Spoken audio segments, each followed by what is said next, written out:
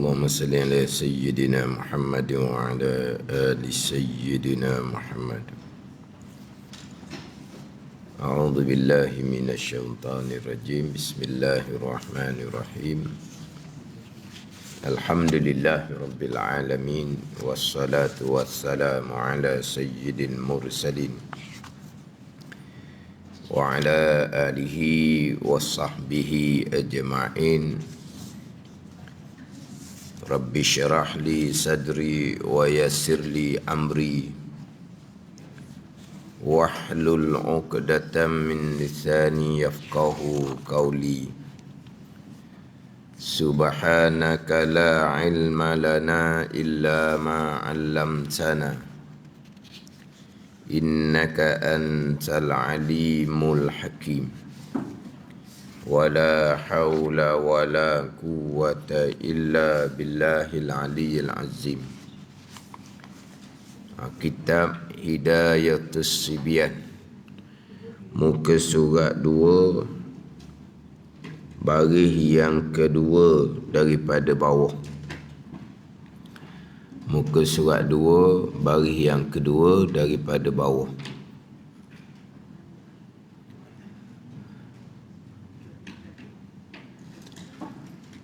Qala al-muallif rahimahullahu ta'ala wa nafa'ana bi'ulumihi amin.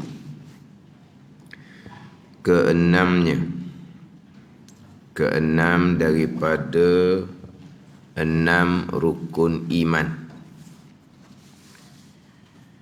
Wajib percaya kita. Wajib percaya kita. Percaya terjemah daripada iman.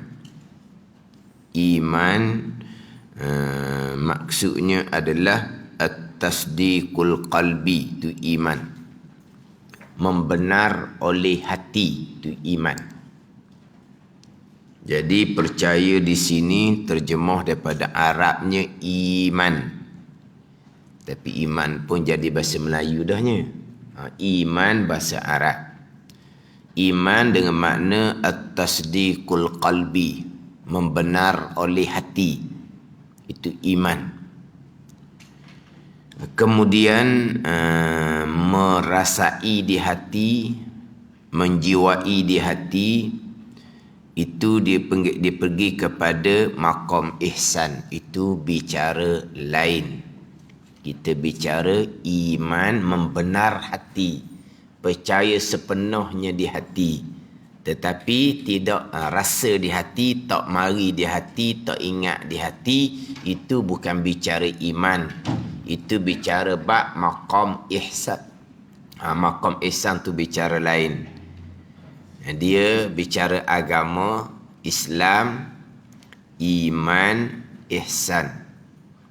Jadi iman percaya hati akan sekalian perkara agama yang dibawa datang oleh Nabi sallallahu alaihi wasallam. Itu iman. Kemudian ihsan, melaksanakan, mengerjakan segala suruhan dan meninggalkan segala larangan, dengan makna mengabdikan diri akan Allah Subhanahu wa taala sebagaimana yang disabdakan oleh Nabi sallallahu alaihi wasallam. Ihsan ialah anta'budallah, bahawa engkau mengabdikan diri akan Allah dengan bahawa engkau mengerjakan suruhan zahir dan batin dan meninggalkan larangan zahir dan batin. Itu ihsan. Ihsan ni apabila mengerjakan suruhan zahir dan batin, wajib sunat, wajib sunat, wajib sunat ni. Hak mana ni? Hak sunat-sunat ni semayang ratus-ratus rakaat, membaca Al-Quran 1, 2, 3 hari khatam sekali, berselawat berzikir ribu-ribu kali. Ini sunat. Atas kurnian Allah Subhanahu wa taala naiklah maqam ihsan. Maqam ihsan itulah rasa di hati, hadir di hati, ingat di hati.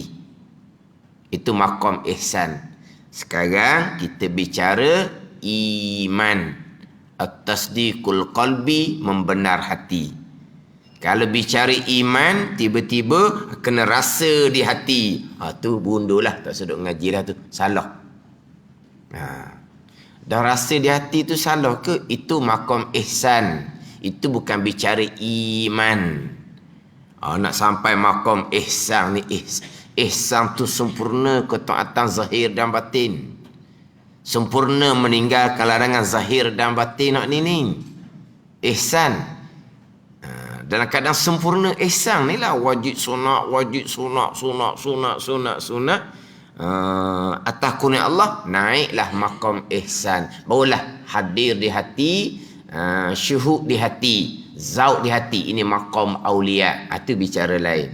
Sekarang kena faham molek, kita bicara iman. Apa makna iman? At-tasdiqul qalbi, membenar hati. Jangan gilakoh kepada maqam ihsan, syuhud di hati, hadir di hati. Itu bukan. Kalau ada orang bawa semua itu salah pengajian.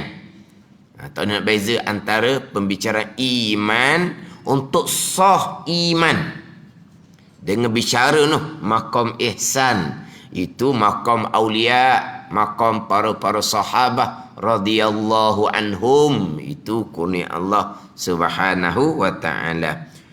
Percaya kita maknanya membenar hati kita dengan untung baik dan jahat itu daripada Allah Subhanahu wa taala. Jadi masuk pada rukun iman yang keenam tu, wajib percaya. Percaya tu saya tekan dah. Apa makna percaya iman? Membenar hati. Sebab nanti akan pergi kepada bab qada dan qadar ini, panjang bicara. Qada dan qadar ni mana apa? Membenar hati akan qada dan qadar Allah. Di hati kita tak hadir pun qada dan qadar Allah. Di hati kitanya hadir adalah pilihan dan perbuatan kita semata-mata. Di ingatan hati kitanya, kita yang memilih, kita yang melakukan, kita yang mengatur, yang menyusun, kita yang buat. Ni hak ingat di hati kita kan. Ni sekarang ni kita duduk ke, gerak, diam ke, semuanya adalah datang dia, kita yang memilih, kita yang melakukan.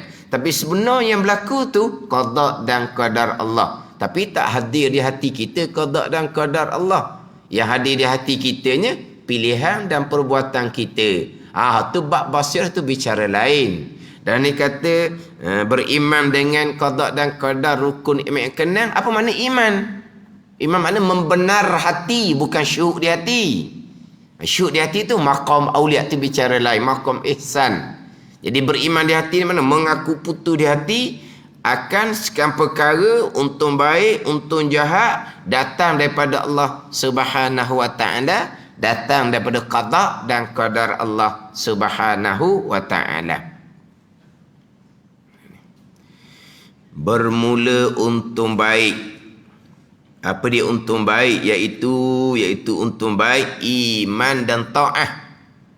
Beriman seseorang, melakukan ketaatan seseorang adalah datang daripada Allah Subhanahu wa taala, yakni datang daripada qada dan qadar Allah Subhanahu wa taala. Dan untung jahat, iaitu untung jahat. Apa dia untung jahat? Jelas di sini. Untung jahat ni kufur dan maksiat. Kufur dan maksiat tu untung jahat, datang daripada Allah Subhanahu wa taala, datang daripada qada dan qadar Allah Subhanahu wa taala. Kufur dan maksiat. Hak Rumi tulis macam mana? Tulis kufur ke kafir? Kufur. Dia kaf pe ra kufrun. Kufur. Kaf alif pe ra kafirun. Kafir. Kufrun kafirun. Kafir tu orang yang kufur. Ginilah. Islam orangnya Muslim. Iman orangnya mukmin. Ihsan orangnya muhsin. Kufrun orangnya kafir. Riddatun orangnya murtaddun. Tu. Ni hak bahasa Arab dia gitulah. Kufrun ni diri kekafiran tu. Orang yang kufur dia panggil kafirun. Mana apa? Orang yang kufur. Kafirun dengan mana orang yang kufur. Tapi ini cerita hak bahasa Arab.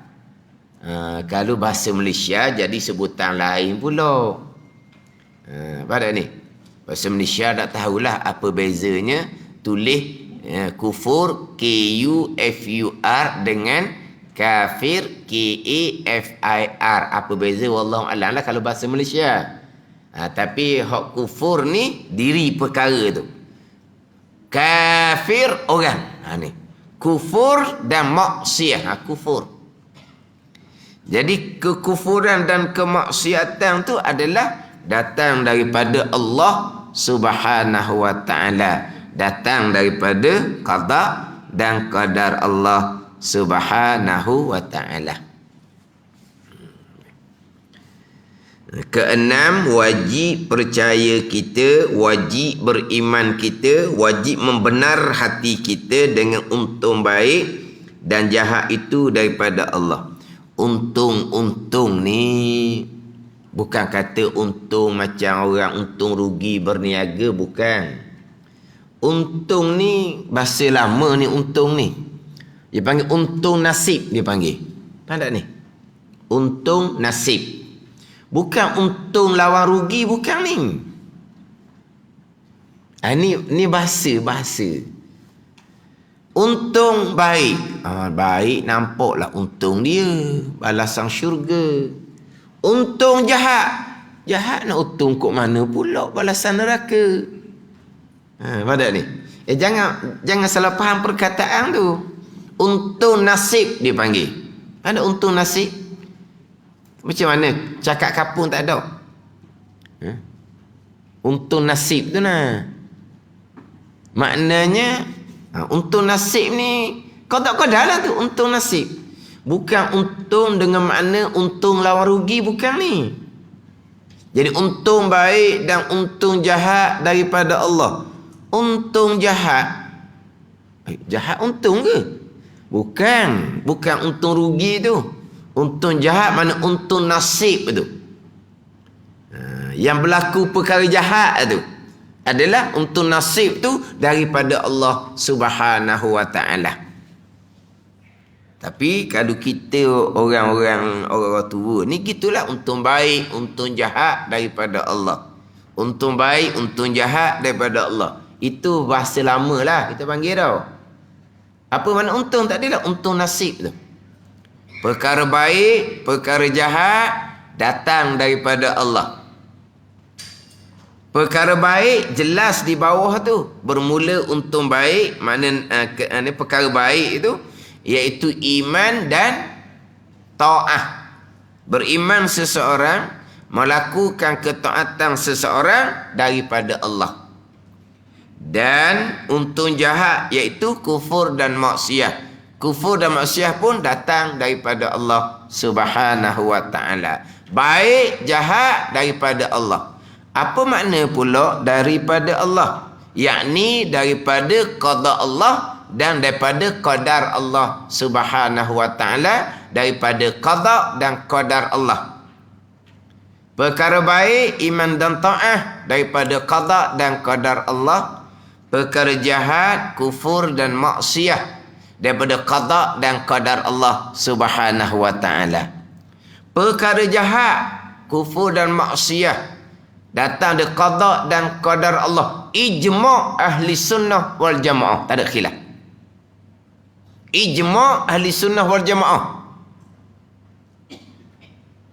Perkara jahat, kufur dan maksiat, qada dan qadar Allah. Berarti apabila berpegang perkara jahat bukan datang dari qada dan qadar Allah, itu jelas-jelas bukan akidah ahli sunnah wal jamaah. Itu akidah Mu'tazilah, akidah yang sesat.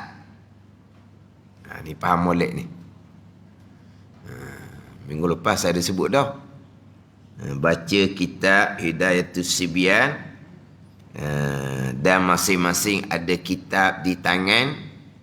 Baca minggu pertama, minggu kedua ulang, minggu ketiga ulang, minggu ketiga baru bertanya, Ustaz, kufur dan maksiat qada Tuhan juga ke? Mana pertanyaan tercengang orang panggil. Minggu yang ketiga, maknanya minggu pertama, minggu kedua tu masuk telinga kanan, keluar telinga kiri. Mana dengar saja. Sebab apa? Sebab di pegangannya perkara jahat bukan datang dari qada dan qada Allah. Makna apa? Berpegang selama-lamanya bermula daripada balik dengan pegangan yang sesat. Pegangan Mu'tazilah yang khilaf ulama kafir pegangan ni, ataupun fasik lagi mau bertadik. Apa fasik, apa mu'tadik saya akan cerita nanti. Tapi itu pegangan yang sesat.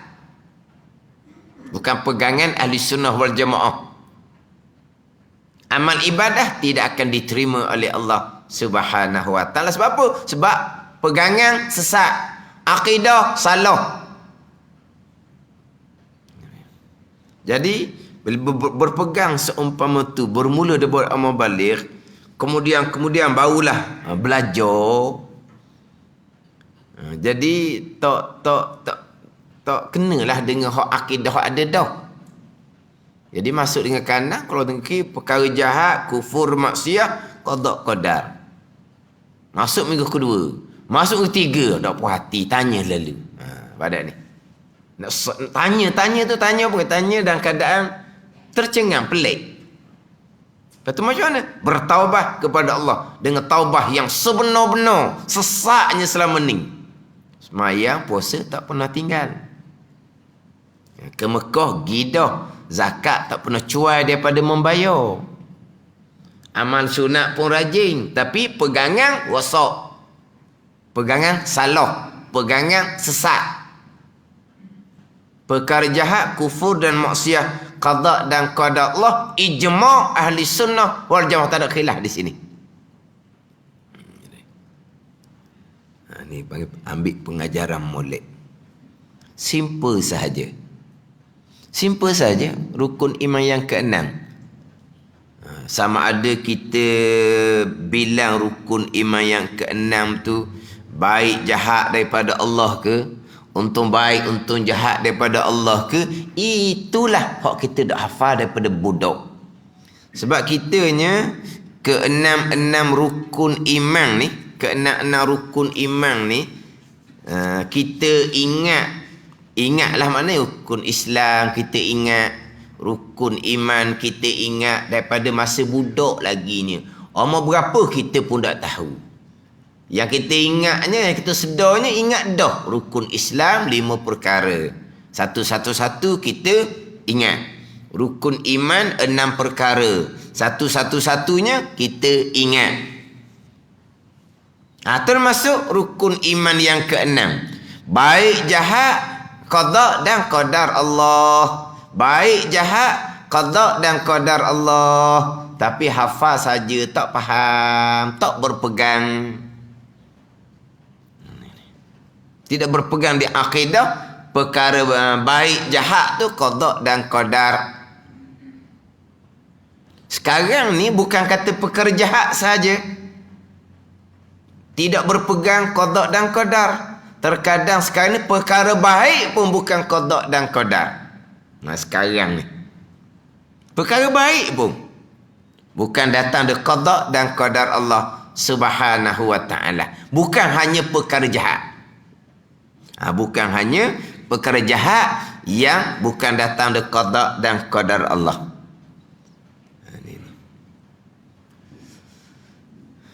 Dia rukun iman yang keenam ni memanglah mungkin agak panjang sedikit. Sekarang tengah bicara rukun iman yang keenam ni dalam Terengganu FM. Hari Jumaat pukul 10 pagi, radio Terengganu FM Ad-Dinul Khalis. Tajuk dia, tajuk selok tu lah. Tajuk selok tu Ad-Dinul Khalis. Hari Jumaat 10 suku. Tapi itu bukan live. Itu rakaman. Hak rakam.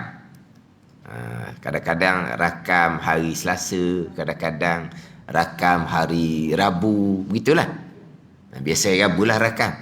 Lepas tu dia siyo hari Jumaat pukul 10 suku. Maknanya hak Jumaat esok ni siri yang ke-23. Siri yang ke-23. Maknanya kemungkinan kalau ikut kepada rancang tu 25 lah, habislah bab rukun iman yang ke-6. Maknanya hak esok tu siri yang ke-23. Ada ni. Tapi dalam Terengganu FM tu dia ada dia punya FB dia. FB. Sebab radio lah. Waktu radio. Ketika radio tu FB dia ada live. Dia ada live FB. Rakaman sebenarnya tapi dia ada live FB. Tapi live FB tu adalah muka tu. Tapi muka kerah. Pada muka kerah. Muka saja. Muka saja. Muka kerah. Suara je lah ada dalam live FB tu. Hak radio lah. Hak FB tu ada lah. Dia buat live. Tapi hanya gambar muka kerah lah. Bukan. Dia hanya ada audio saja. Panggil audio tau. Dia tidak ada video. Dia hanya ada audio saja. Tapi oleh kerana dia masuk dalam FB tu, jadi boleh dia ada dalam simpanan FB Terengganu FM tu orang boleh ambil. Kebetulan pula masa PKP 3.0 tu 4 bulan. 4 bulan tau. 4 bulan. Masa tu kebetulan siap dah 16 siri ke 18 siri gitulah. Hak ni. Hak siap dah. Bila PKP 3.0 ni mana tetamu tak boleh masuk dia punya rakaman. Tak boleh masuk konti dia, tak boleh masuk dia punya rakaman. Kita orang luar ni tak boleh masuk dalam RTM tu lah. Pekerja dia, jalan pekerja dia. Kita orang luar tak boleh masuk. Jadi, Hak Ad-Dinul Khalih tu, dia ulang balik dari selok yang pertama. Ulang balik. Dari selok yang pertama. 18 selok. Ngam-ngam 18 selok. Boleh masuk studio. Tu. Mana, hak mula-mula tu, akhir tahun lepas. Bulan 12 akhir tahun lepas siri yang pertama hot live betul lah tu. Lepas tu berhenti sekejap masa hot PKP tu. Hot PKP hot panjangnya PKP 3.0 tu. Hot tu Radio Terengganu diulang balik dari siri yang pertama, yang kedua, sampailah siri yang ke-18 kalau tak silap. Ngam-ngam boleh masuk rakaman. Sambung balik. Untuk esok tu yang ke-23. Mungkin ada 2 lagi lah. 24, 25. Panjang sedikit lah. Satu selok tu macam kita jugalah 40 minit. Ni kita ni 40 minit kan. Jadi hak Ad-Dinul Khalis Terengganu FM tu pun 40 minit juga satu selok. Jadi 25.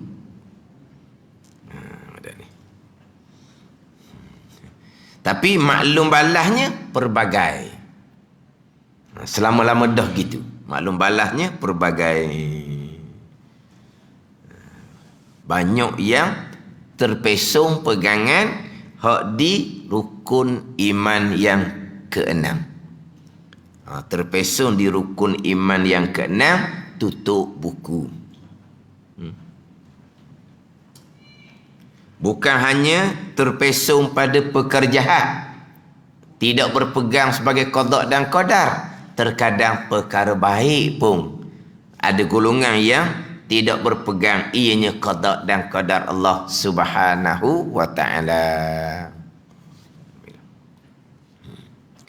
Saya dahulu bicara bab qada dan qadar baik dan jahat ni.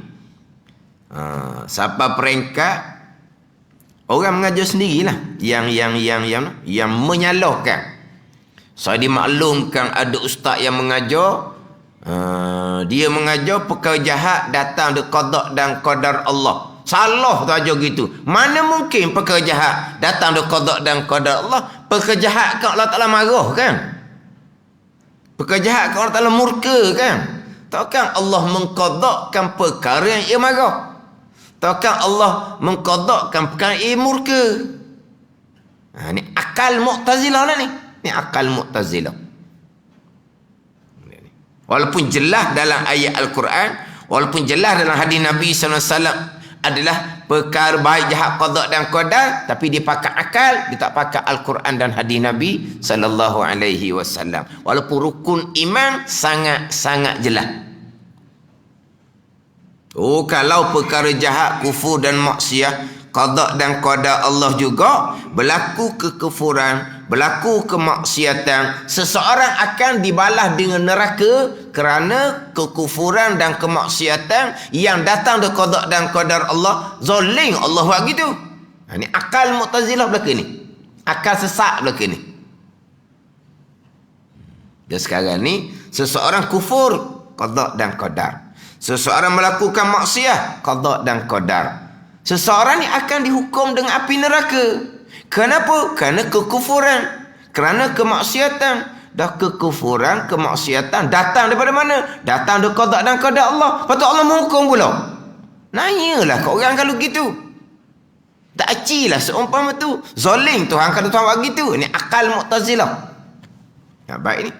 Jangan nak pakai akal ni. Hak saya sebut tadi, orang ceramah dan orang ngajar. Dan memang hak ni lah hak saya duk jumpa-jumpanya, hak terpesong, inilah akalan dia ni. Akalan yang sama. Perkara kufur, maksiat, perkara telah marah, murka, takkan Allah mengqada-qadarkan? Kalau betul Allah mengqada-qadarkan kekufuran kemaksiatan, berlaku kekufuran dan kemaksiatan di dunia, manusia akan dibalas dengan api neraka. Dah aci lah zalim Tuhan kalau buat gitu. Ni dua alasan hak saya dengar semua. Bukan dia ada kaitan antara seorang-seorang ni, tapi akal sendiri. Akal sendiri yang jelas-jelas bercanggah dengan rukun iman yang ia hafal sendiri daripada budak. Hak dia hafal sendiri tu daripada budak.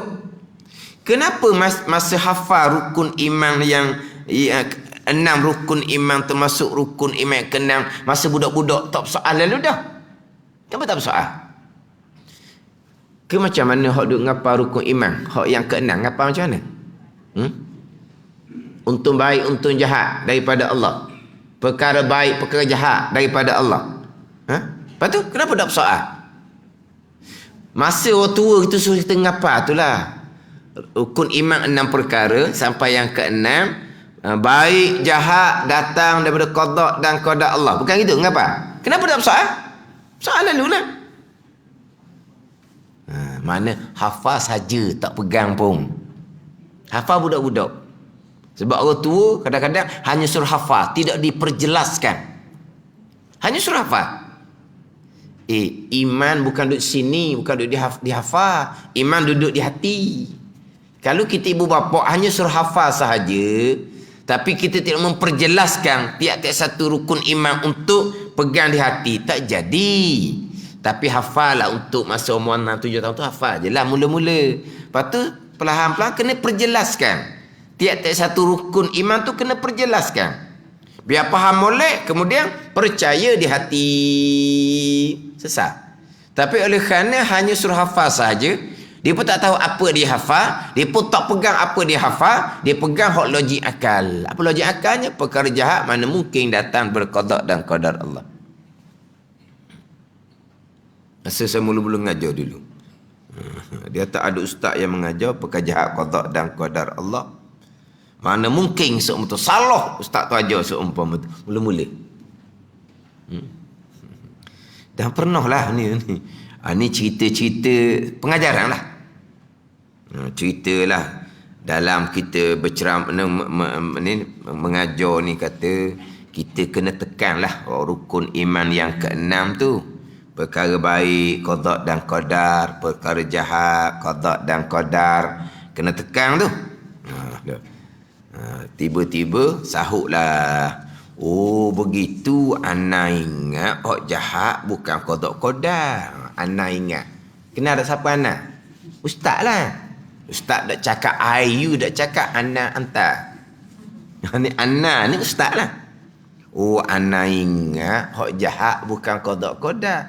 Saya buat cadangan supaya kita dalam mengajar ni rukun iman yang keenam tu fokuslah sedikit.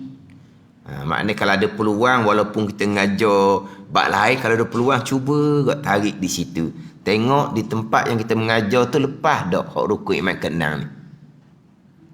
Kalau rukun iman keenam tu tak lepas, mengajar fiqh pun tak ada manfaat. Mengajar tasawuf pun tak ada manfaat. Kalau hak yang rukun iman keenam ni tak lepas kata. Walaupun kita ngajar fiqh pun, kita ngajar tasawuf pun, kalau ada peluang boleh selik tak? Boleh selik. Seling sikit hak rukun iman keenam. Kita nak pastikan orang kita ngajar fiqh tu dia punya hak bab rukun imannya beres. Kita nak pastikan orang belajar kitab tasawuf tu rukun iman dia beres. Kita cuba selik sedikit tengok macam mana. Cadangan. Tiba-tiba ana ingat hak jahat bukan qada dan qadar. Allah kata. Ada nak kata mana? Nak ustaz nak kata. Macam mana?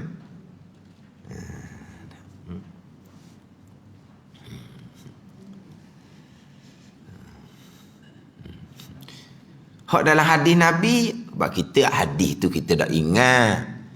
Hak rukun iman dan perkara tu hak hadis Nabi lah. Tapi hadis tu tidak ingat lah. Tapi rukun iman kita ingat. Hak dalam hadis jelas. Apabila Jibril AS tanya Nabi berkaitan dengan iman. Akhbirni anil iman. Khabar olimu ya Muhammad akan daku daripada iman. Jibril yang tanya. Jibril tanya ni atas rupa seseorang lelaki yang tidak dikenali. Tapi Jibril mari rupa seorang lelaki bertanya berkaitan dengan Islam, iman, ihsan, berkaitan dengan qiyamah, berkaitan dengan alamat qiyamah. Ni. Yang dikenali dengan nama hadis Jibril. Dia panggil hadis Jibril. Yang mana hadis Jibril dia panggil Ummul Hadis. Fatihah Ummul Quran. Induk kepada Al-Quran. Hadis Jibril dia panggil Ummul Hadis, induk kepada hadis. Yang mana Nabi menyampaikan 23 tahun ni agama yang merangkumi Islam, iman dan ihsan. Jadi hadis Jibril dipanggil Ummul Hadis. Sebagaimana Fatihah Ummul Quran. Satu Al-Quran tu pengertian dia tidak lari pada 7 dasar utama dalam suratul Fatihah Ummul Quran, Ummul Kitab. Jadi apabila Jibril AS tanya Nabi berkaitan dengan iman, akhbirni anil iman, Nabi SAW pun jawab, antu'mina billah, bahawa engkau beriman dengan Allah, wa malaikatihi, dan malaikat Allah, wa kutubihi, dan kitab-kitab Allah, wa rusulihi, dan rasul-rasul Allah, wal yaumil akhiri, dan hari akhir, hari kesudahan, wa tu'mina bil qadari khairihi wa syarihi, wa tu'mina bil qadari khairihi, dan engkau beriman dengan qadar khairihi, baik qadar Allah, wa syarihi, dan jahatnya qadar Allah subhanahu wa ta'ala. Jelas baik qadar Allah, jahat qadar Allah subhanahu wa ta'ala. Wa tu'mina bil qadari. Sini kita boleh nampak dok perbezaan. Nabi jawab antu'mina billah. Ini terkadang saya tulis di whiteboard terkadang. Antu'mina billah, bahawa tu'mina engkau beriman billah dengan Allah, wa malaikatihi, wa har'ataf malaikat atau kepada billah, wa malaikatihi, dan malaikahnya dengan makna engkau beriman dengan malaikah, wa kutubihi, dan kitabnya dengan makna engkau beriman dengan kitab, wa rusulihi, dan rasulnya dengan makna engkau beriman dengan rasul, wal yaumil akhiri, dan hari kesudahan dengan makna engkau beriman dengan hari kesudahan. Yang keenam Nabi ulang balik, wa tu'mina bil qadari. Nabi ulang balik amil dia muta'allaq dia. Wa tu'mina bi haraf jar. Kan dah ni? Nampak tak? Terkadang satu dia buat ibu. Wa tu'mina bil qadari. Nabi ulang balik amil dengan muta'allaq dia. Kalau ikut sama macam mana? Wa malaikatihi wa kutubihi wa rusulihi wal yaumil akhiri wal qadari khairihi wa syarrih. Kalau sama. Tiba-tiba yang keenam, Nabi ulang balik wa tu'mina bil qadari. Antu'mina billah wa malaikatihi wa kutubihi wa rusulihi wal yaumil akhiri wa tu'mina bil qadari khairihi wa syarrih. Kenapa Nabi ulang balik? Ni dipanggil hadis qauli.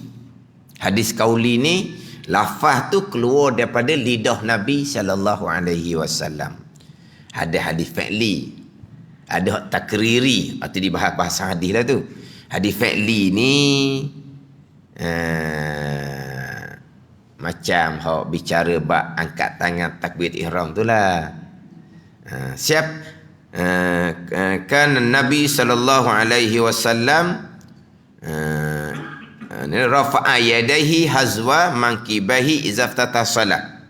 Mana Nabi angkat tangan membetuli dua bahu apabila takbir memulai sembahyang. Hadis ni, lafaz hadis ni mari daripada siapa? Mari daripada Ibnu Umar radhiyallahu anhuma. Ibnu Umar yang kata. Ibnu Umar, anak Sayyidina Umar. Nama dia Abdullah Ibnu Umar radhiyallahu anhuma. Batu anhuma. Sebab dua orang situ, Abdullah sahabat Nabi, Umar pun sahabat Nabi. Tapi lafaz ni keluar daripada mulut Abdullah Ibnu Umar radhiyallahu anhuma. Ibnu Umar cerita Nabi angkat tangan gitu. Kan tak ni? Bukan Nabi yang berkata angkat tangan membetuli bahu, bukan. Mana panggil hadis fi'li. Sahabat menceritakan apa perbuatan Nabi buat. Dia gitu. Dia panggil hadis fi'li. Lafaz tu keluar daripada mulut sahabat. Hadis qauli, lafaz tu keluar daripada lidah Nabi sallallahu alaihi wasallam. Apabila lafaz tu keluar dari lidah Nabi sallallahu, mustahil ada sebarang kesilapan. Mustahil ada kesilapan. Sebab apa? Tak bagi jaminan dah. Wa ma yantiqu anil hawa in illa wahyun yuha.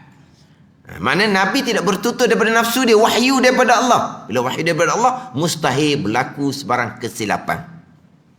Tapi kenapa Nabi waktu mina tu? Nabi ulang balik di situ dalam kitab Dalilul Falihin, syarah pada kitab Riyadhus Salihin. Dalam tu dia ada huraikan. Nabi mengulangi balik. Nabi mengulangi balik waktu mina bil qadari tu. Nabi mengulangi balik. Kenapa? Kerana dipanggil tambihan alal ihtimami bitasdiqi bih. Kerana tambih ni kerana jaga-jaga atas amati dengan membenarkan hati dengan hak rukun iman yang keenam. Nabi tekan balik amati. Nabi jaga-jaga supaya kita ni kena amati molek, kena cerita molek hak membenarkan rukun iman yang keenam. Kenapa? Kerana disitulah tempatnya gelincir pegangan-pegangan. Beriman dengan malaikat, orang Islam semua percaya pada malaikat. Beriman dengan kitab, orang Islam percaya belaka dengan kitab. Beriman dengan Rasul, orang Islam percaya kepada Rasul. Beriman dengan hari kesudahan, orang Islam percaya kepada barzakh, kepada tiup sangkakala yang pertama, tiup sangkakala yang kedua. Orang Islam percaya akan dibangkitkan kembali, ada syurga, ada neraka. Ni hak rukun iman keenam lah, hak paling banyak terpesong. Sebab tu Nabi satu penekanan, waktu mina bil qadari khairihi wa syarri. Nabi ulang balik waktu mina tu. Waktu mina bil qadari, engkau beriman dengan qadar. Cukup lah, cukup dah sebut dengan qadar. Tapi Nabi taukidkan, Nabi kuat dengan dipanggil dengan badal atau bayang khairihi wa syarrihi. Ni. Mana apa ni? Engkau beriman dengan qadar. Ketentuan daripada Allah, perbuatan daripada Allah. Tapi Nabi datangkan badal. Dia panggil atah bayang. Khairihi, perkara baik, qadar Allah. Wa syarrihi, perkara jahat, qadar Allah. Nabi datangkan taukid dengan badal. Dengan badal, khairi wa syarrihi pula situ. Nak jelas lagi, nak taudihkan lagi. Nak nyatakan lagi. Kalau kata wal qadari, cukup dah. Nabi ulang wa tu'mina bil qadari. Nabi sebut wa tu'mina bil qadar pun cukup dah. Nabi perjelaskan lagi dengan khairihi wa syarrihi. Cukup jelas dah di situnya. Tapi akhir zaman boleh terpesong juga. Wa tu'mina bil qadari sudah. Ditaudihkan lagi, diperjelaskan lagi dengan khairihi, perkara baik, qadar Allah subhanahu wa ta'ala, wa syarrihi, perkara jahat pun qadar Allah subhanahu wa ta'ala. Jadi kalau kita dua kali taukid di situ, dua kali Nabi kuat. Nabi kuat yang pertama, Nabi ulang wa tu'mina bi.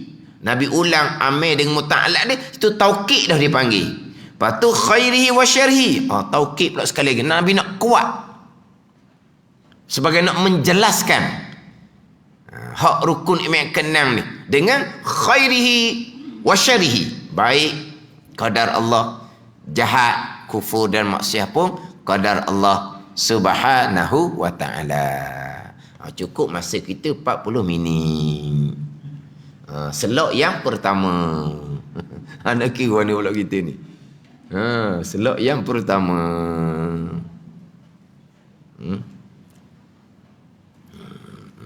Tak boleh lebih lah, kita ada 2 kitab lagi. Kita sini jelas dah ni. Yang pertama saya tekan tadi, percaya iman, bukan syuhud di hati, bukan. Itu maqam ihsan. Kemudian perkara baik, iman dan ta'ah. Perkara jahat, kufur dan maksiat daripada Allah, daripada qada dan qadar Allah. Qada, ketentuan Allah yang bersifat dengan iradah. Qadar, perbuatan Allah yang bersifat kudrah atas jalanan Imam Asy'ari.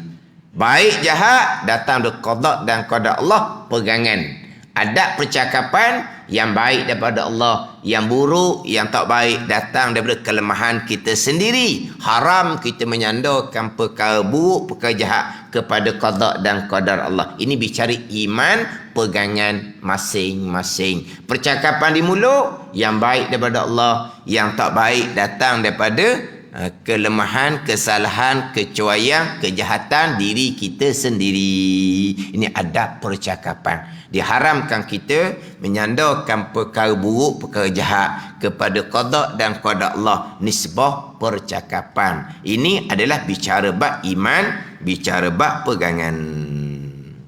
Wallahu a'lam.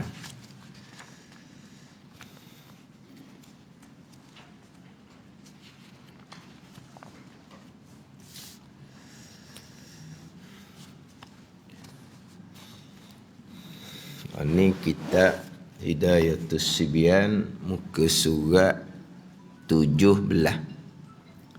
Muka surat 17. Baris yang ke-9 daripada atas.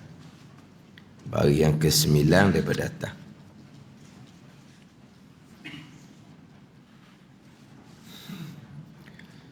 Qala al-muallifu rahimahullahu ta'ala wa nafa'ana bi'ulumihi amin.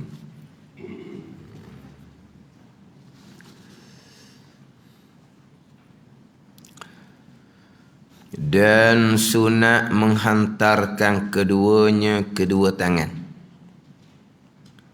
Dan sunat menghantarkan. Menghantar ni mana apa? Meletaklah.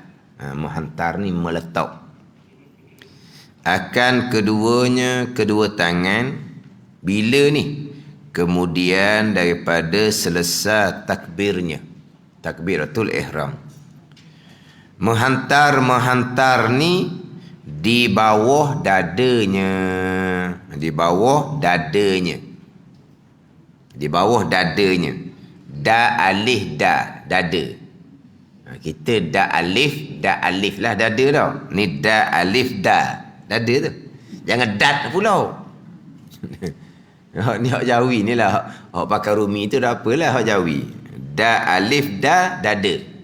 Kita dada, da alif tau. Da alif, dal alif, dada. Ni da alif dal, dada. Dan padahal cenderung sedikit kepada pihak kirinya. Dan sunat menghantarkan, mana menghantar ni meletakkan kedua tangan, kemudian ada selesai takbirnya, menghantar di bawah dadanya, kemudian ada selesai takbir. Jadi maknanya terdahulu mengangkat kedua tangan ketika takbiratul ihram, angkatnya adalah permulaan takbir. Letak di dada ni, kemudian dah selesai takbir. Allahu Akbar. Biar gitu. Ada ni. Mana sekarang permulaan angkat adalah di permulaan takbir. Ni kita sudah berulang kali ni dalam mazhab Syafi'i. Dalam mazhab Hanafi, diangkat siap-siap dulu. Takbirnya belum. Diangkat dulu siap-siap. Allahu Akbar. Dia gitu. Ni mazhab Syafi'i dalam kitab ni. Permulaan angkat tangan bersamaan dengan permulaan takbir. Maknanya tangan duduk bawah. Allah ni tangan pun angkat. Ada ni. Kemudian, letak di dada ni. Kemudian daripada selesai takbir, tangan pun letak dada. Ada ni. Tangan duduk bawah. Allahu Akbar. Makna letak tangan dada tu kemudian dia selesai. Bukan masa bar, bukan. Oh, payah pula nak tu dah. Sekarang bila letak tangan di dada, kemudian daripada selesai takbir. Bukan berserta dengan selesai takbir, bukan. Dia selesai takbir dengan bar lah. Allahu Akbar. Bar ke hujung dia. Adakah letak tangan ni berbetulan dengan bar? Tidak. Letak tangan kemudian daripada selesai bar tu. Mana bar tu berletak lagi lah. Bar baru letak. Ni. Kalau main duk tilik gitu dak takbir semayang lah jawapan dia. Dan kita ambil kitab dulu. Lepas tu setakat mana yang kita boleh turut tu, ni perkara kesempurnaan. Ni bab kesempurnaan. Lepas dah bicara bab syarat bagi takbiratul ihram, hak tu pentingnya sebab tak ada syarat, takbirnya tak sah, sembahyangnya tidak sah. Hak tu besar kitanya. Hak ni cerita hak sunat pula. Tapi kita belajar ni kita ambil faham molek lah ayat kita. Bila kau letak tangan di dada, kemudian daripada selesai, bukan berserta dengan selesai takbir, bukan. Kemudian bar, kita pun letak tangan dada.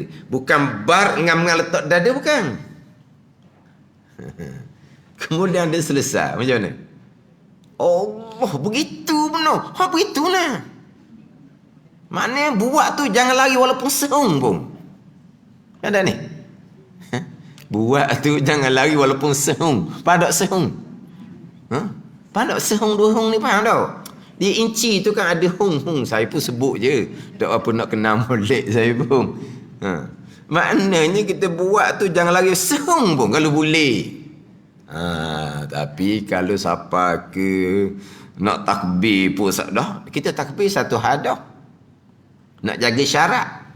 Dalam takbir pula, niat pula.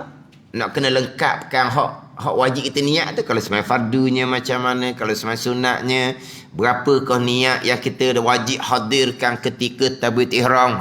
Tu. Kita masa hak kewajipan kita bukan takbir saja. Kewajipan kita nak muqaranahkan, nak sertakan niat dalam takbir ihram. Niat hak mana pula wajibnya kalau sembahyang fardu? Niat hak mana pula wajibnya kalau sembahyang sunat? Hak tu hak penting, hak wajib, hak kewajipan kita. Ni perkara sunat.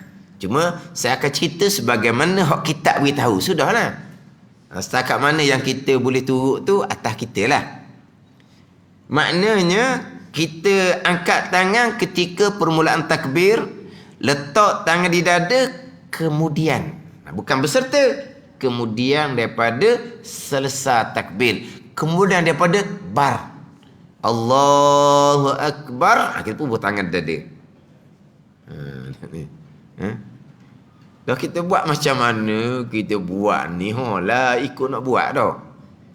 Sebab tu kadang-kadang kalau kita tengok di masjid, ada yang tangan duduk bawah, Allah diangkat. Dan ramai juga kita tengok, angkat dulu siap-siap baru dia takbir. Tak kata salah, tapi salah dengan mazhab Syafi'i lah. Salah dengan mazhab Syafi'i, kena dengan mazhab Hanafi. Ada dalil Nabi SAW rafa'a yadaihi summa kabbara. Itu ada hadis. Nabi mengangkat tangan, kemudian barulah Nabi Allahu Akbar. Angkat dulu siap-siap, Allahu Akbar. Ada hadis.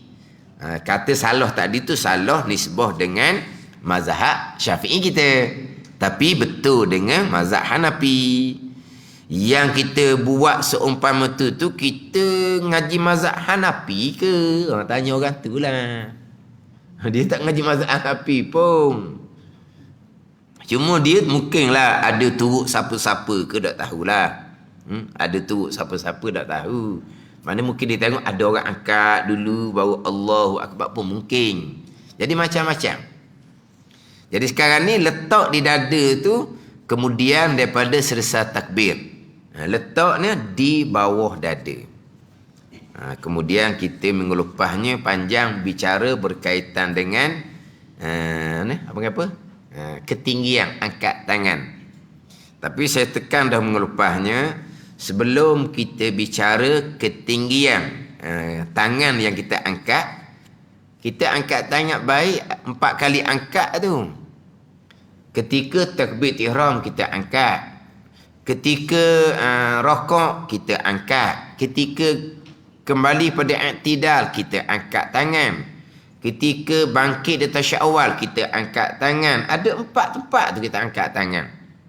Maknanya macam mana tangan, tinggi mana kedudukan tangan, sama sahaja. Sama sahaja. Ada ni. Sama sahaja. Kalau kita katalah kedudukan tangan sama, kedudukan masa sama. Kedudukan tangan tu menghadap kiblat. Anda saya tekan minggu lepas. Menghadap kiblat, tapak menghadap kiblat, perut anak jari menghadap kiblat. Menghadap kiblat. Jangan begini, jangan begini. Tak mahu belaka tu. Menghadap kiblat. Biar mana ni? Biar letak tu hak jenis nak betul tu, nak betul gigi tu letak ke apa? Letak besi tu molek. Macam mana menghadap kiblat.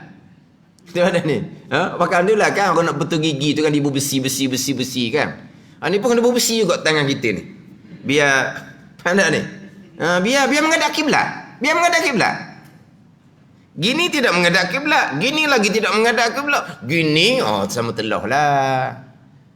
Ni siapa? Allah. Kiblat di belakang. Nak tahu macam mana? Ni betul tangan ni menghadap kiblat. Kemudian setengah pandangan imalah, condong ke hadapan sedikit, jangan tegak. Ni tegak, condong ke hadapan sedikit. Condong ke hadapan bukan condong ke belakang. Kemudian dalam mazhab Syafi'i kitanya, jari cerai yang sedikit. Jangan cerai banyak, cerai sedikit. Jangan lari ni. Ni lari. Dah kita disebut ni ibu jari ni. Rapat kan? Bukan rapat betul mazhab Hanbali. Cerai yang sedikit. Cerai yang sedikit ni mazhab Syafi'i, mazhab Maliki, mazhab Hanafi. Mazhab Hanbali rapat. Maddan rapat. Hak mazhab Syafi'i nasyiran asabi'ahu. Mana cerai sedikit, cerai. Tapi ni yang lagi. Ni. kita angkat tangan, cerai yang sedikit. Kita letak tangan atas lutut ketika rokok, cerai yang sedikit. Cerai yang sedikit. Mana? Masa letak atas kepala lutut tu, cerai yang sedikit. Jangan cerai banyak. Kadang-kadang ibu jari ni dia lari. Cerai yang sedikit. Jangan rapat. Ketika buat tangan atas latar masa sujud, sunat rapat. Sunat rapat. Pada ni. Oh, ini banyak pergi ke lain ni. Tak apalah. Satu-satu tak susah lagi itu ni. Sekarang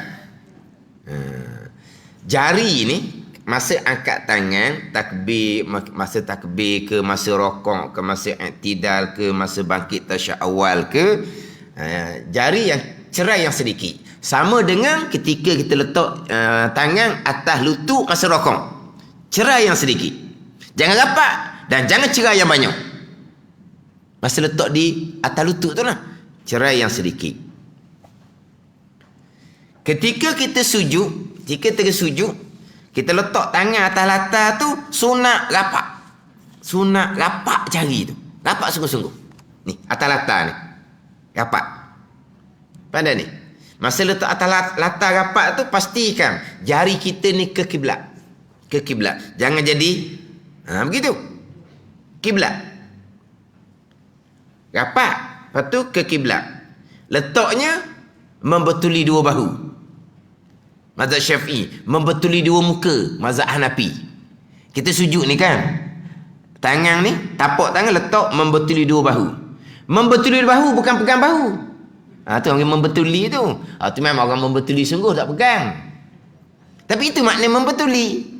Kita sujud, kita letak tangan kita di latar, tangan letak membetuli bahu. Mana separah dengan bahu. Bukan kata sentuh, memang tak ada orang sentuh di situ. Membetuli. Tapi kalau mazhab Hanafi, masa sujud ni kan, dia letak membetuli pipi, membetuli muka. Itu mazhab Hanafi. Itu mazhab Syafi'i belakang sikit, membetuli bahu. Ada orang letak dia rapat dengan lutut. Tu apa benda pula situ? Dia letak dekat dengan lutut, dia atas latar, bukan atas lutut, tapi letak dekat dengan lutut. Ni tak sedut reka lah. Lepas tu kata semayang ni ada skill dia. Tak sedut lakum lah. Orang ngaji dia tahu. Ni rekaan sendiran berhak ni. Bukan hak belajar ni. Tak sedut berlakon lah. Ketika kita letak tangan atas peha, ketika duduk antara dua sujud, pun sama juga. Pandangan muktamad, rapat. Pandangan kedua, cerai yang sedikit. Dia ada dua pandangan di situ. Masa takbir, cerai yang sedikit. Bukan masa takbir ni, masa angkat tangan. Takbir ke, masa nak rokok ke, masa nak i'tidal ke, bangkit tasyahud awal ke, sama. Cerai yang sedikit. Letak tangan atas lutut masa rokok, cerai yang sedikit. Letak tangan di latar masa sujud, rapat. Rapat. Yang khilaf ulama adalah masa letak atas peha ketika duduk antara sujud, sama ada rapat ataupun cerai yang sedikit. Tapi pandangan muktamadnya, rapat juga ketika letak tangan atas peha ketika duduk antara dua sujud. Letak jari rapat. Pada ni. Ni kedudukan jari. Tangan letak di mana pula ni? Masa duduk antara dua sujud ni. Biar kepala lutut dengan hujung jari tu biar selain. Pada ni. Jangan pergi peluk kepala lutut. Ni sunat hai'ah belaka. Jangan duk tanya kalau saya selama ni peluk lutut. Peluklah lutut sejuk. Ni cerita sunat hai'ah. Ni kesempurnaan. Jangan duk tanyalah orang lain tu. Maknanya tak ada skill orang panggil tu. Letak tangan biar kepala lutut dengan jari ni abang apa? Payah kan? Ambil pembaris bawah situ. Ambil pembaris. Kepala lutut, lepas tu dengan jari situ. Pembaris situ. Payah duduk gomoh pergi peluk kepala lutut tu buat apa? Kadang-kadang ada pakai belakang pun dia kok dekat dengan pangkal peha dia kok. Ngam-ngam dengan hujung jari dengan kepala lutut tu separah. Sama. Jari apa? Ni keadaan jari. Tadi saya sebut berkaitan dengan masa angkat tangan. Kitab kita baca tu, kita baca semula minggu depan. Walaupun kita bicara perkara lain tapi dia ada kaitan. Apa? Relevant, pandai relevant. Ada relevant, tak relevant tu lah. Tadi kan kita bicara bab masa angkat tangan jari ceraian sedikit. Lepas tu kita pergilah pula masa rokok pun letak tangan di lutut pun ceraian sedikit. Walaupun bicara tu bicara rokok, bukan bicara angkat tangan, tapi tak apalah, dia ada relevant dia. Ada dia punya munasabah dia. Dia panggil apa? Istitrak. Dia panggil istitrak ni sambilan. Mana ada sambilan ni, kita mengajar bab angkat tangan. Tadi cerita bab masa tangan bubuh atas lutut masa rokok. Masa tangan bubuh latar masa sujud. Tangan bubuh peha masa duduk antara sujud. Tu tajuk lain. Dia panggil istitrak ni sambilan yang ada dia punya kaitan, dia ada munasabah dia. Ada dia mengajar gitulah, dia kena ada walaupun perkara lain tapi dia ada kaitan dia. Kita nak cerita hak masa angkat. Memang ada masa. Angkat tangan pada masa takbir jelas. Angkat tangan ketika permulaan takbir, letak tangan di dada, kemudian daripada selesai takbir. Ni. Baca ayat kita ni. Kemudian daripada selesai takbir, letak tangan di dada. Kita masa nak rokok sama juga. Ketika kita ngam-ngam nak rokok, baru kita angkat tangan. Masa iktidal, kita bangkit saja daripada iktidal, kita terus angkat tangan. Kita bangkit dari syawal, daripada bawah tu, kita letak tangan latar sebab kita nak bangkit sunat letak tangan latar. Kita angkat je, kita terus angkat tangan. Jangan mana? Angkat tu lambat. Bila angkat tu lambat, tidak bertepatan dengan masa yang disunatkan angkat, maka sudah tidak dikira sebagai perkara sunat, sudah jadi perkara makruh. Ada ni. Sebab dia ada masa dia untuk angkat. Ni saya sebut hak tak kena masa. Cerita hak tak kena masa. Ni cerita hak baca kuat lah. Hak baca kuat ni tu imam lah baca kuat ni. Dia baca surah lakum dinukum waliyadin. Dia angkat dah tangan. Kata angkat tangan ni ketika nak rokok, bukan ketika lakum dinukum waliyadin, ketika hujung surah, bukan. Dia hujung surah. Ni saya contoh ni baca surah kuliah lah. Lakum dinukum waliyadin. Dia letak tangan bawah. Allahu akbar berokok. Itu angkat tangan bukan di masa yang disunatkan angkat. Maka angkat tangan tu bukan sunat hai'ah. Angkat tangan tu perkara yang makruh. Dua gerak, satu gerak tangan, dua pergerakan yang makruh. Sebab tak sampai lagi masa sunat angkat. Sebab angkat adalah ketika kita nak rokok. Bukan angkat sebelum rokok, bukan. Ni, duduk tanya. Lakum dinukum waliyadin. Lepas dulu siap-siap. Barulah Allahu akbar. Baru rokok. Tu angkat tangan tak kena dengan masa. Tak dapat pahala angkat tangan ketika nak rokok sunat hai'ah. Bahkan jadi pergerakan yang sia-sia, pergerakan yang makruh. Begitu juga ketika bangkit kepada iktidal. Rokok pakai iktidal. Sami Allahu liman hamidah. Tegak siap-siap barulah. Dia angkat tangan slow-slow. Mana kalau boleh tepi? Tepi. Habis masa dah. Kalau boleh tepi lah. Dah. Dia rokok. Sami Allahu liman hamidah. Tangan tak angkat. Sesak. Sami Allahu liman hamidah. Baru dia pun angkat slow-slow. Ni apa ni? Habis dah. Lewat. Balik. Ada dah. Habis masa dah.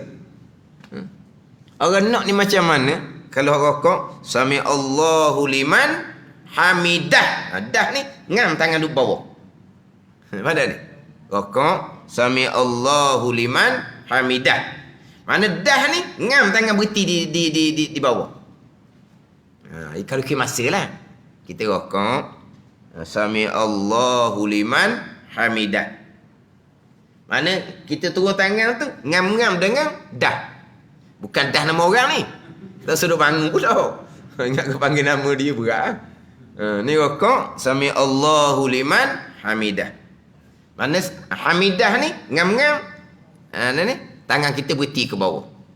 Jangan rokok kembali pada i'tidal, sami Allahu liman hamidah. Oh, baru akak slow-slow. Dah. Tak sunat dah. Sebab apa? Habis dah masa dia.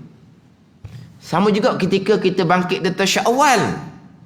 Terbangkit di tasyawal, janganlah tegak rakaat ketiga barulah angkat tangan. Tak ada dah. Tidak disunatkan lagi. Dia bangkit di tasyawal. Sampai ke berdiri rakaat ketiga ni siap dah berdiri, barulah dia persela-sela angkat tangan. Tak ada, habis masa dah. Ni nak cerita masa angkat. Ketika nak rokok, ketika kembali pada i'tidal dan ketika bangkit tasyahud, kena letak masa molek hok nak angkat tangan tu. Itu masa. Lepas tu kata ada dia punya skill dia. Ada skill dia. Macam tadi, sami Allahu liman hamidah, dah ni dah molek ngam, tangan berhenti dah. Macam hak nak letak tangan di dada, kemudian dia selesai takbir, letak tangan dada. Mana masa dia letak molek dah.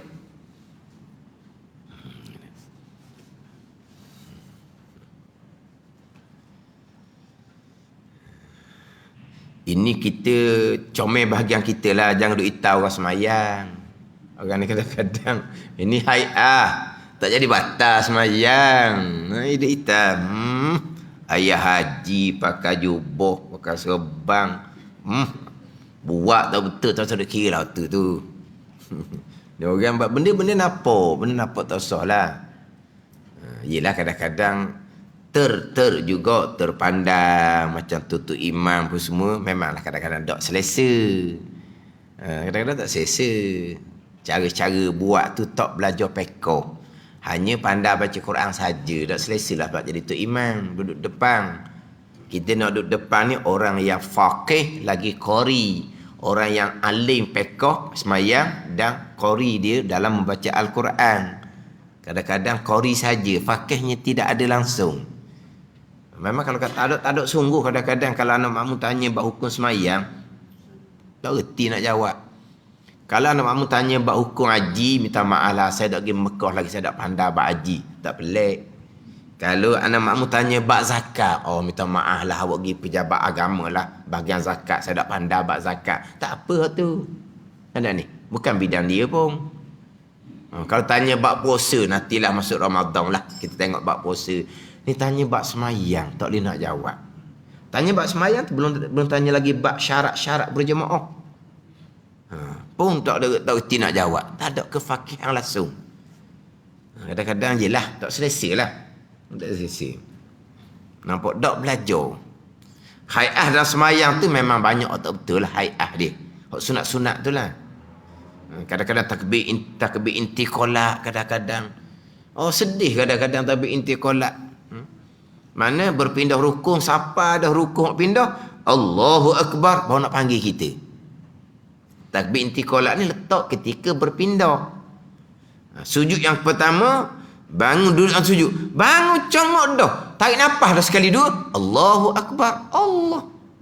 Kata nampak sangat lah. Dah selesa juga. Buat gaya suara tu sedap lah. Nampak macam pandai lah. Sujud yang kedua, pertama, bangkit duduk atau sujud. Bangkit duduk siap-siap. Tarik nafas dulu senafas. Barulah Allahu Akbar. Kita takbir ni masa berpindah. Kan dia panggil takbir intiqalat kan. Apa nak intiqalat? Berpindah rukun. Maknanya Allahu Akbar, dua kalimah takbir tu kena letak dalam pindah betul-betul. Dalam pindah, bukan dalam rukun yang kita sudah pindah. Bukan. Ada ni. Jadi gitulah. Kadang-kadang kalau nampak terang-terang, tidak. Turun. Ubuh dahilata. Allahu Akbar. Allah kata. Dia yang kamu turun tu, kamu kata apa? Kosong, tak ada zikir. Patutnya masa turun i'tidal kepada sujud pertama tu, Allah. Penuh dengan zikir. Mana ni? Allahu Akbar. Dalam sujud tu ada bacaan dia dah. Subhana rabbiyal a'la. Turun ni senyap. Siapa dahilata? Allahu Akbar. Ada ke takbir dalam sujud? Tak ada takbir sujud. Tapi intiqalat adalah. Intiqalat ni masa pindah, bukan masa sujud. memanglah makruh sahaja buat seumpama tu. Tak batal, memang makruh sahaja.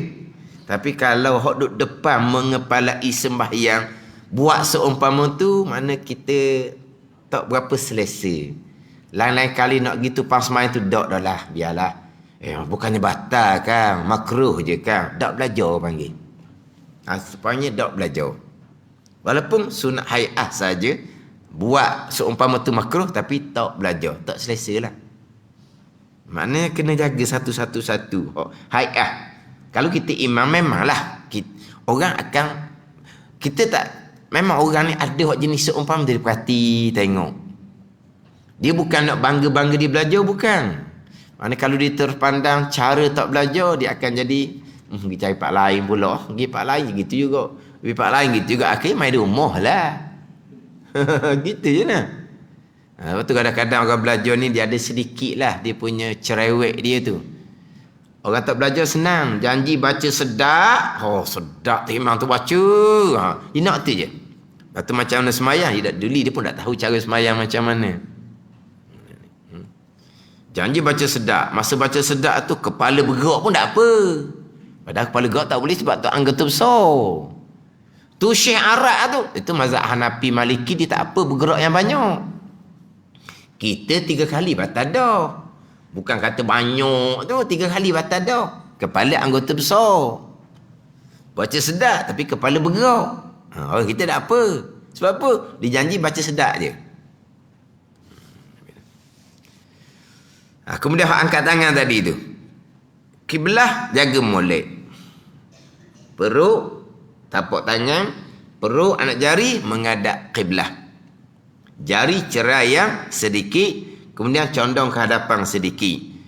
Kemudian parah dia macam mana? Dalam kitab kita ni, jari membetuli telinga, sebagian dalam kitab Hidayatus Salikin pun sama. Jari membetuli telinga itu bukan pandangan muktamad dalam mazhab Syafi'i. Pandangan muktamad dalam mazhab Syafi'i saya baca mengelepasnya kitab Munyatul Musalli, yang kitab Wisyahul Afraq. Jari membetuli telinga, tapak membetuli bahu. Saya sebut dalam minggu lepasnya, dia punya benda ni ketinggian angkat membetuli telinga sahaja, tidak ada bahagian bahu. Membetuli bahu sahaja, tidak ada bahagian telinga. Sebab ada hadis yang menceritakan Nabi angkat tangan membetuli telinga. Ada hadis sahabat menceritakan Nabi angkat tangan membetuli bahu. Hadis membetuli bahu ni lah hadis yang dipakai dalam mazhab Syafi'i kita. Hadis riwayat Ibnu Umar radhiyallahu anhuma tadi. Nabi angkat tangan hazwa mankibaihi izaftatas salah. Nabi mengangkat tangan membetuli 2 bahu ketika Nabi takbir memulai sembahyang, takbiratul ihram. Kemudian hak jari membetuli telinga, tapak membetuli bahu adalah pandangan Imam Nawawi. Sebab apa? Imam Nawawi ni dihimpun antara 2 hadis. Hadis membetuli telinga, hadis membetuli bahu, Imam Nawawi ambil tengah. Membetuli telinga bahagian jari, membetuli bahu bahagian tapak tangan. Ni. Ini pandangan Imam Nawawi. Dalam mazhab Hanafi, hadis membetuli telinga untuk orang lelaki, hadis membetuli bahu untuk orang perempuan. Mazhab Hanbali, membetuli telinga saja pun tak apa, membetuli bahu saja pun tak apa, sebab dua-duanya ada hadis. Ada pun pandangan Imam Nawawi, ambil tengah.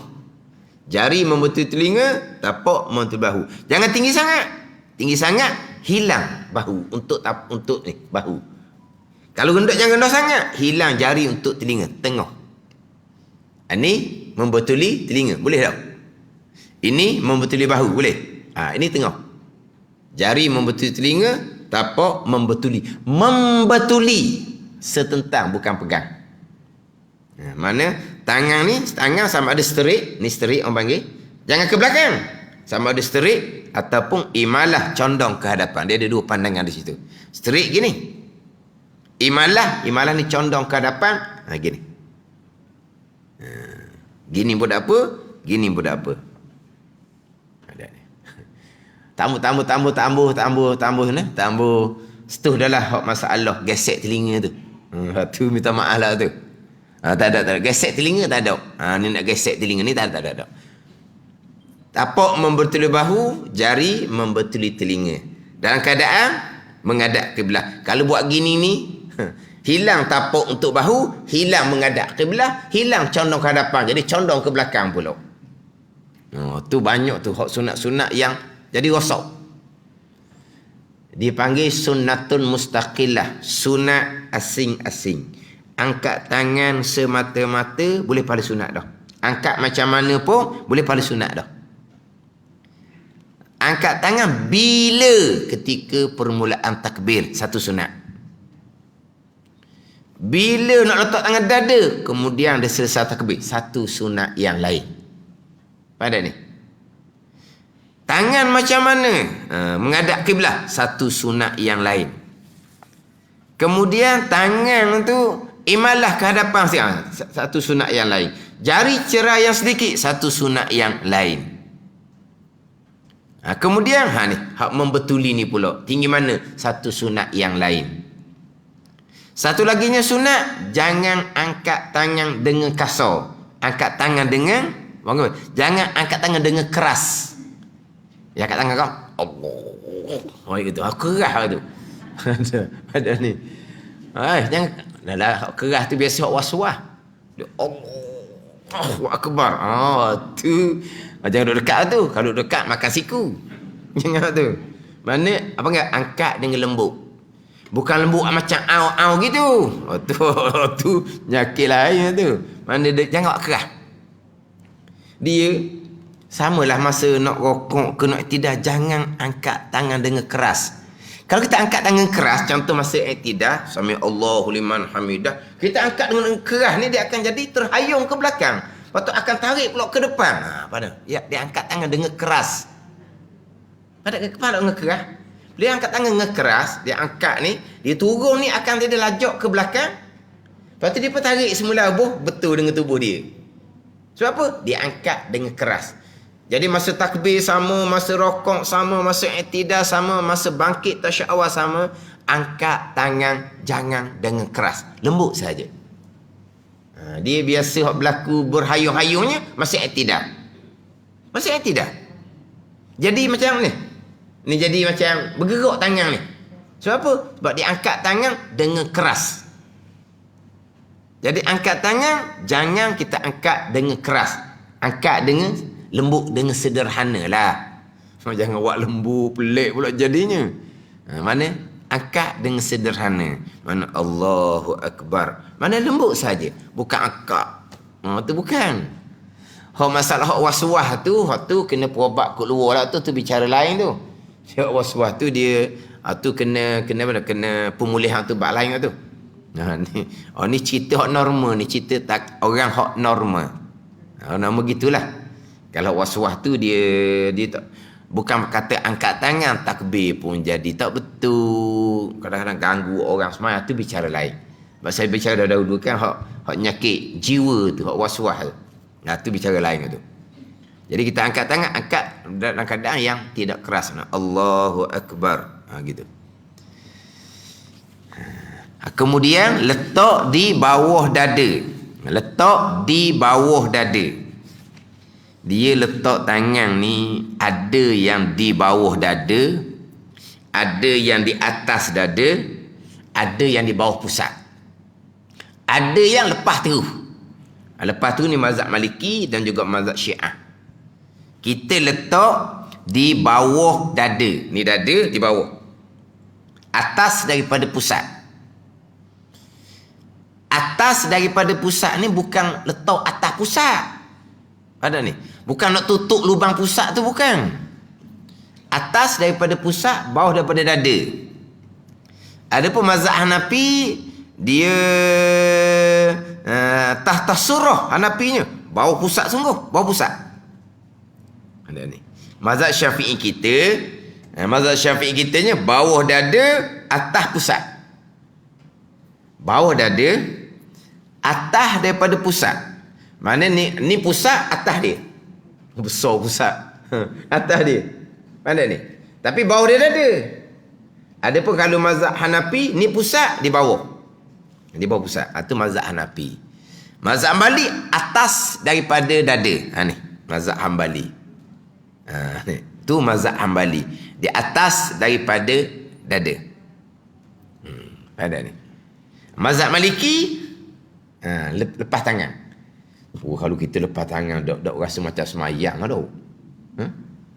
Allahu Akbar. Lepas tangan. Sedap. Lepas tangan gitu. Tak jadi semayang gitu. Itu mazhab Maliki. Mazhab Maliki lepas tangan. Dia sama dengan Syiah pun lepas tangan. Mazhab Syafi'i kitanya bawah dada, atas daripada pusat. Mazhab Hanafinya bawah daripada pusat. Cuma beginilah, kita tinggi sikit angkat ni menyebabkan siku kita akan terkeluar sedikit. Jadi kalau kita dalam keadaan rapat, dalam keadaan sesok kita rapat, kita kena jagalah pula takut siku kita tu cocok usuk orang. Dah lah tuang tu kuruh. Siku tulang saja. Tajam pula pergi cocok ke ke rusuk ras sebelah. Rusuk sebelah pula rusuk saja, daging tak ada. Boleh tahanlah pulaknya jadi. Lepas tu macam mana? Kita turun tangan kita bawah daripada pusat supaya siku kita masuk ke dalam. Ada ni. Itu jadi mazhab Hanafi dan keadaan tertentu lah. Tapi kita mazhab Syafi'i disunatkan letak di bawah dada. Padahal cenderung sedikit pada pihak kirinya. Wallahu a'lam.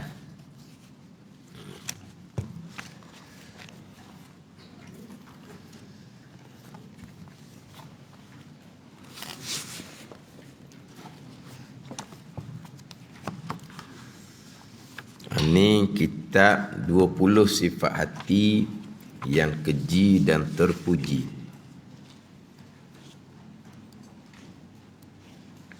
Muka surat 30, baris yang ketiga daripada bawah. Qala al-muallifu rahimahullahu ta'ala wa nafa'ana bi'ulumihi amin. Taubah ialah permulaan jalan bagi orang yang menghendaki akhirah. Kalau dia ada ya selepas kha, akhirah. Kalau tak ada ya, akhirah. Gitulah. Akhirah yang selamat. Ianya yang taubah wajib bersegera. Pendek di ayat kita. Tapi kalau kita nak faham sini panjang bicara. Cuma terdahulunya berkaitan dengan rukun taubah. Rukun taubah dalam kitab ni dia tidak mendatangkan pembicaraan berkaitan dengan taubah daripada dosa meninggalkan kefarduan. Tak dibicarakan berkaitan dengan taubah daripada dosa meninggalkan kefarduan. Tinggal semayang, tinggal puasa, zakat ada yang tak bayar. Tu dia panggil dosa kerana meninggalkan kefarduan. Yang pertama, dosa dengan Allah yang tidak berkait dengan tinggal kefarduan, tidak berkait dengan anak Adam. Mana dosa dengan Allah ni? Dosa kerana pegangan salah, itu dosa dengan Allah. Dosa kerana riya, ujub, takabur, itu dosa dengan Allah. Dosa kerana makan riba, dosa dengan Allah. Dosa kerana berjudi, minum arak, dosa dengan Allah. Jadi rukun taubahnya 3, menyesal, kemudian berhenti daripada maksiat, kemudian azam bulat di hati tidak akan mengulangi balik dosa. Kemudian dosa berkait, dosa dengan Allah, tapi kesalahan berkait dengan anak Adam. Dosa pahala tidak berkait dengan anak Adam. Dosa pahala dengan Allah. Tetapi dosa tadi, kesalahan kita bersangkut paut dengan manusia. Tapi dosa kita, dosa kerana langgar hukum Allah. Mengumpat tu Allah yang haramkan. Mengumpat Allah yang haramkan. Jadi mengumpat ni berdosa dengan Allah. Kerana langgar larangan Allah. Wala yarta' ba'dukum ba'da. Al-Quran Allah Ta'ala melarang daripada mengumpat. Tiba-tiba mengumpat. Mana kita langgar larangan Allah, mana kita berdosa dengan Allah. Dosa pahala kita dengan Allah. Tetapi mengumpat ni kesalahan tu berkait dengan anak Adam. Maka rukun taubah yang keempatnya kena minta maaf. Tak boleh minta maaf, saya sebut dah berulang kali. Kita berbanyakkan buat amal, kita hadiah pahala amalan kita kepada mereka yang kita ada kesalahan dengannya. Kesalahan dalam bab mengumpat ke, kesalahan dalam bab tersalah ambil barang orang ke. Kita hadiah pahala kepada orang yang kita akan berhadapan di mahsyar nanti. Kita akan dibicarakan kerana kita ada salah dengan dia. Maka kita hadiah pahala pada orang seumpama tu, mudah-mudahan sampai di mahsyar dia dapat pahala tadi, dia maafkan kita ambil dah pahala kebajikan kita. Gitulah maknanya dosa dengan Adam yang kita tak ada jalan untuk minta maaf, dia mati dah ke, ataupun kita pun tak ingat dah kesalahan kita dengan sesiapa. Tapi adalah kesalahan kita sesama kita ni, tapi tak ingat dah dengan sesiapa nak minta maaf macam mana. Jalannya kita buat amal ibadah, kita hadiah pahala kepada orang yang ada kita buat salah dengan dia. Pahala kita tak luar. Kita buat amal kebajikan, hadiah pahala kepada orang lain, kosong kita, bukan. Hak kita tak luar. Ini di antara jalan. Mudah sampai di mahsyar, Allah Ta'ala buka hati dia, maafkan kita sebab kita banyak hadiah pahala ke dia. Ini bergantung kepada Allah Ta'ala lah. Mudah-mudahan Allah Ta'ala buka hati dia, dia maafkan kita. Ini berkait dengan dosa anak Adam. Apabila berlaku je dosa anak Adam, sukar untuk kita lepas. Berbeza dengan kesalahan kita dengan Allah yang tidak berkait dengan anak Adam. Kemudian satu lagi dosa yang tidak dibicarakan di sini adalah dosa kita dengan Allah berkait dengan tinggal kefarduan. Hak tinggal kefarduan wajib diqadakkan kembali. Dia kefarduan tetap. Kefarduan tetap atas zimmah kita, atas tanggungan kita. Dia kefarduan sembahyang, ada waktu dia. Habis waktu tak sembahyang, kewajipan kekal atas tanggungan kita. Bukan kata apabila habis waktu sembahyang, kewajipan tu habis. Dah. Sekarang masuk waktu zuhur. Masuk waktu zuhur maknanya kita cukup syarat wajib, kita berkewajipan sembahyang fardu zuhur. Tak sembahyang kita sampai ke habis waktu zuhur. Kewajipan fardu zuhur kekal atas batang tekak kita. Tahu tak ni? Kita faham macam mana? Masuk waktu sembahyang, seseorang tidak sembahyang sampai ke habis waktu, dipanggil meninggalkan sembahyang lah. Adakah kita faham kefarduan tadi sudah hilang? Ada kita faham seumpama tu? Kan sekarang ni kefarduan zuhur ada waktu masuk, ada waktu habis. Masuk waktu zuhur cukup syarat wajib. Cukup syarat wajib. Apa syarat wajib? Islam kitanya, baligh kitanya, berakal kitanya, suci haid dan nifas kitanya, maka berkewajipan sembahyang zuhur. Tak sembahyang sapalah pak suku masuk asar, tak sembahyang. Habis dah waktu zuhur. Adakah kewajipan zuhur tadi ni jadi sudah tak wajib kerana sudah habis waktu? Tidak. Kewajipan ni kekal atas batang tekak kita sampai bila-bila. Ada ni. Sama juga dengan puasa Ramadan. Puasa Ramadan dia ada bulan, di bulan Ramadan. Dan dia ada masa dia, subuh sampai ke maghrib. Puasa Ramadan ni ada bulan, iaitu bulan Ramadan. Ada masa dia bermula daripada subuh sampai ke maghrib. Tiba-tiba kita dok puasa. Adakah kewajipan puasa Ramadan tu akan jadi kosong? Kekal kewajipan puasa tu. Kekal kewajipan puasa tu. Ada ni. Sehingga kan oleh kerana puasa ni tidak berulang-ulang, sehingga kan yang tidak berpuasa kerana syarat tidak membenarkan, kerana dia haid dan nifas, kena qada pula kemudian. Sebab dia tidak berulang. Semayang ni situ tidak wajib diqadakan. Semayang tidak wajib diqadakan. Tapi nak ceritanya, puasa di bulan Ramadan ada waktu dia, subuh sampai ke maghrib, tapi perempuan ni haid dan nifas. syarak mengharamkan kamu haram puasa. Ada? Syarak mengharamkan puasa. Adakah puasa tu jadi lepas? Ada. Nanti wajib diqadakkan. Ada ni. Waktu habis dah ni. Kekal wajib kena qada. Walaupun dia tak puasa tu kerana syarak yang mengharamkan, bukan dia tak mau puasa. Syarak yang mengharamkan, perempuan haid, perempuan nifas haram puasa. Habis dah waktu Ramadan kan? Kena qada. Sebab apa? Sebab puasa Ramadan dia tidak berulang. Adapun sembahyang ni dia berulang-ulang tiap-tiap hari 5 kali. Jadi untuk haid dan nifas ni tak wajib diqadakkan. Gitu je. Tapi nak ceritanya, hak puasa ni walaupun tak puasa kerana syarak mengharamkan puasa, adapun kita tak puasa kerana musafir itu kelonggaran syarak. Nak puasa pun boleh, nak berbuka pun boleh. Kita berbuka puasa kerana kita musafir itu bukan syarak melarangkan kita berpuasa. Cuma syarak memberi kelonggaran kepada kitanya.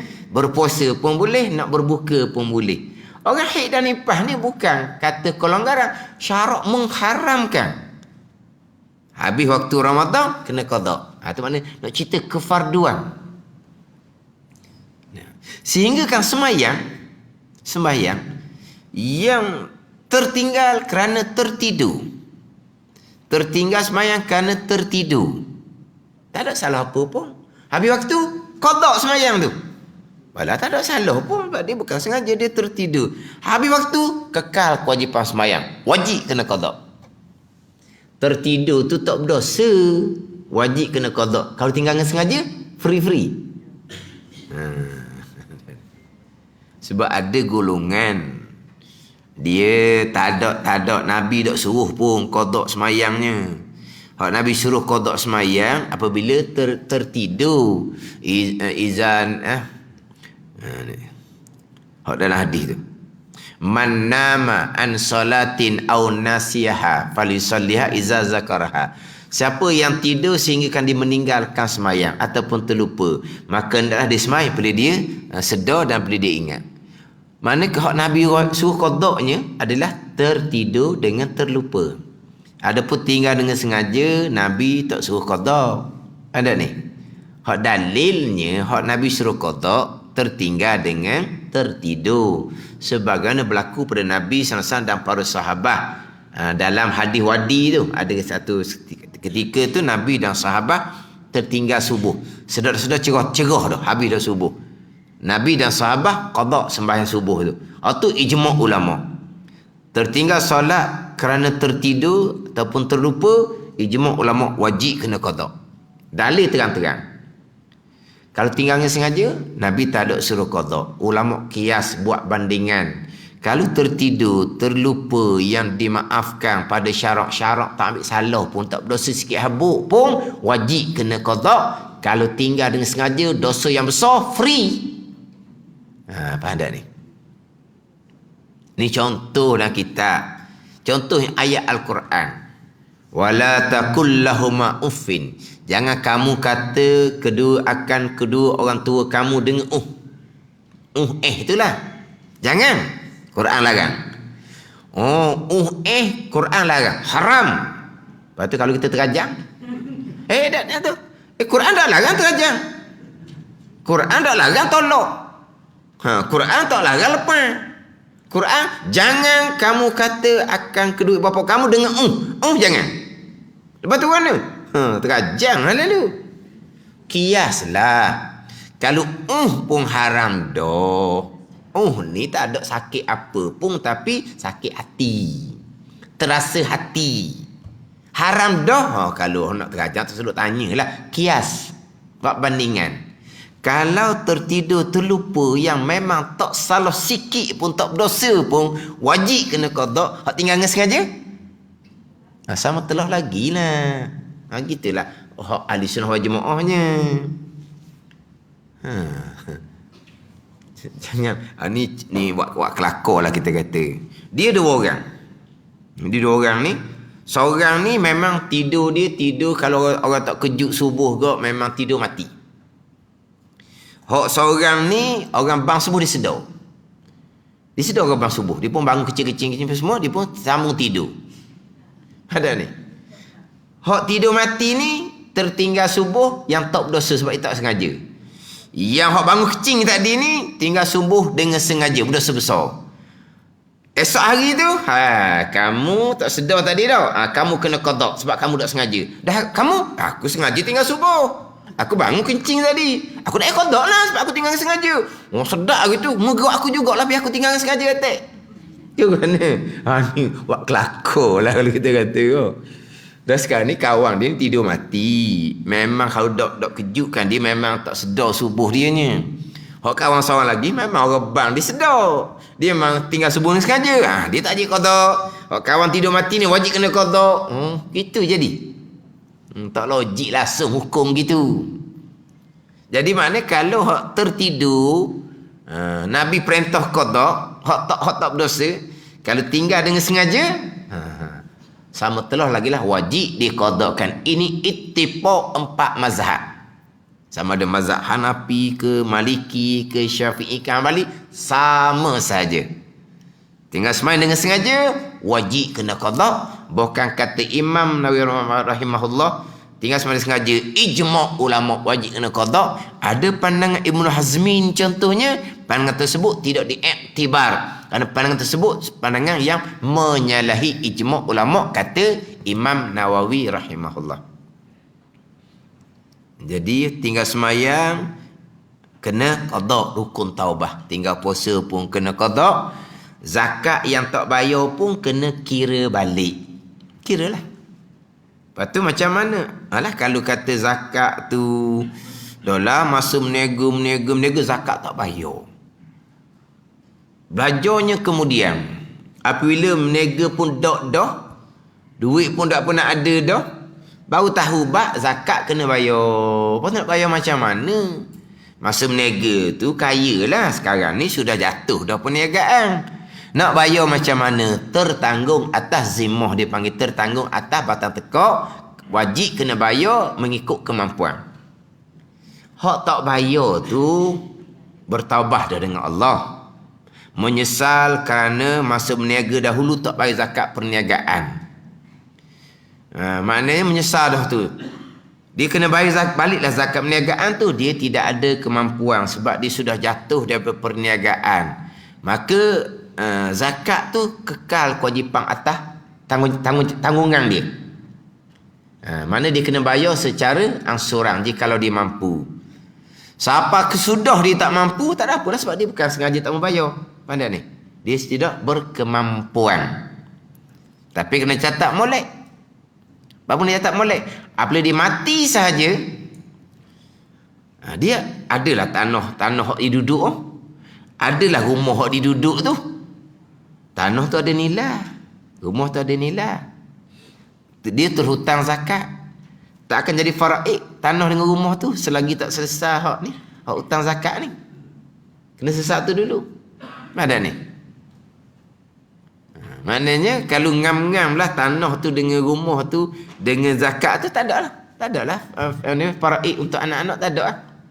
Sebab nak faraid kan harta peninggalan tarekah tu kena selesai hutang agama dahulu. Mana hutang agama? Hutang zakat, hutang agama.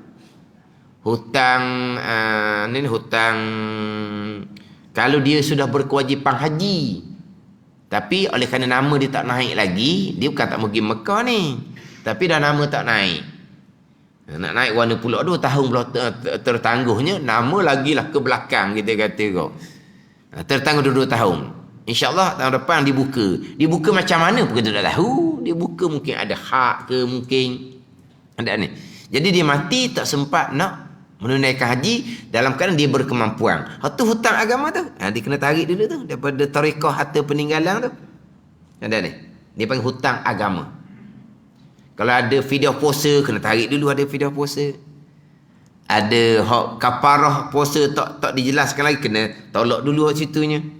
Ada hutang dengan orang kira dulu situnya. Ada baki barulah jadi pusaka. Bukan mati terus pusaka dah. Mana kalau seseorang ni dia ada terhutang zakat yang tak mampu diselesaikan pada masa dia hidup kerana dia dalam keadaan tidak berkemampuan. Tidak berkemampuan pun terkadang dia ada tanah sepidang hak dia duduk tu dia ada.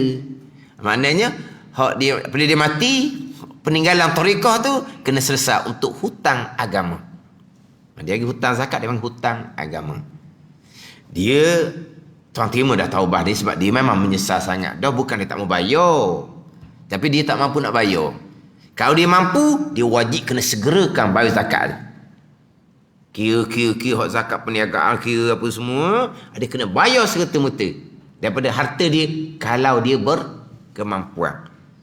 Itu rukun taubah yang keempat. Jikalau tinggal kefarduan sembahyang, tinggal kefarduan puasa, dan juga tinggal kefarduan membayar zakat. Cuma dalam kitab ni tidak dinyatakan hak berkaitan dengan taubah daripada dosa dan kerana meninggalkan kefarduan.